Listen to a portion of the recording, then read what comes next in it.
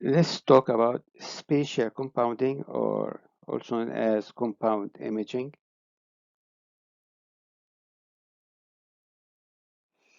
Okay, what is this technique of compound imaging? Compound imaging usually is applied for linear array transducers, or they are sequential array transducers. Okay, so they have parallel scan lines in this way, right? So this it need for spatial compounding to be effective, it requires a linear probe that is having almost 200 elements, so that it will show some effect on the image. By acquiring the multiple frames with different angles, so I'm having here one direction, so this is one frame, like this one. And then there's another frame like here, like this one. And then another frame. So there are more than one frame. They are added together. It could be three, it could be more. Okay, so by acquiring multiple frames with different angles, to be compounded together to produce a single image. So this is the main point of spatial compounding, getting one image from different angles. What happens here? These three frames, supposed to be in this image, there are three frames, they are merged together, averaged together digitally. So, okay, I will get here one frame out of these three. Usually the steering angles of these frames are usually between 20 to 30 degrees. Okay, what are the benefits of this technique, this technology?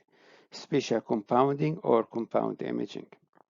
First, it improved visualization of oblique boundaries. Okay, imagine that I'm having here an object. This is an object that is rounded or oval. So part of this boundary here, if I'm using different color here, so this boundary, this area here, and this area here, when you use linear array with the straight line, okay, these areas, when the scan line hits them, the reflection will go away. They will not go back to the transducer. For example, if I'm here a sound beam that is hitting in this direction, what happened? It will reflect away, go like this. Okay, it will not go back to the transducer. So what happens? These edges on the oblique edges or the oblique boundaries of this object, okay, they will not be seen clearly on the screen. Why? Because the reflections are not going mainly are away from the transducer, and that's why this will get some hazy borders. What happened here with the spatial compounding? Okay, the different angles of the scan lines, they can clarify these oblique objects. So oblique boundaries, oblique objects, okay, are improved visualizing by the spatial compounding. Another thing, okay, sometimes if this object is highly attenuating, what happens? I might get some, let me say here, some scan lines here. So these are shadowing. If this object is highly attenuating, what happens? I'll get shadowing here. If this shadowing area is wide, I might not be able to see some anatomy that is covered by this shadowing. So what happened now? If I'm using different angles, I can see the anatomy or the pathology, whatever there under this shadow area.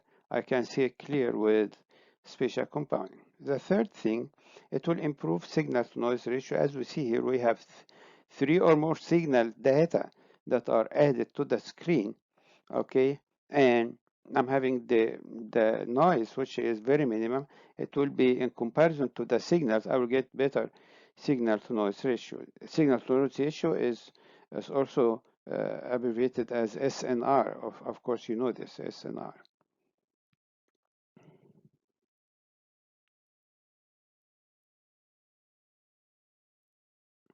Right? It might also lower the speckle, and also might have some, this technology might be used in creating the trapezoid image of the linear array. The linear array, I think I had a lecture before of this about the linear array. It might create trapezoid image, okay, and the trapezoid imaging of the linear array is just a modification of a probe. It's not a separate probe. And all of us, I think we are familiar with this. you can get a trapezoid image of a linear array. But there are two techniques the companies are using. Either steering the scan lines on the side to fan out, so I may get a trapezoid image, or they might use the spatial compounding. Either way, so here the trapezoid image, I think we all know how it looks like. So this trapezoid image will be this way out of the spatial compounding, or again, the scan lines on the side might be fanned away, steered away in the linear array, so they will get a trapezoid image.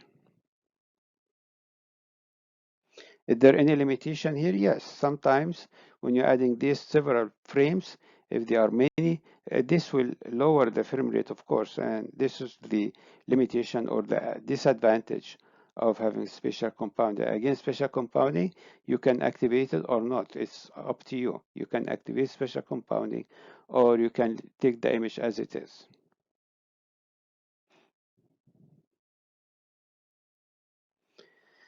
Thank you, and see you later in another video.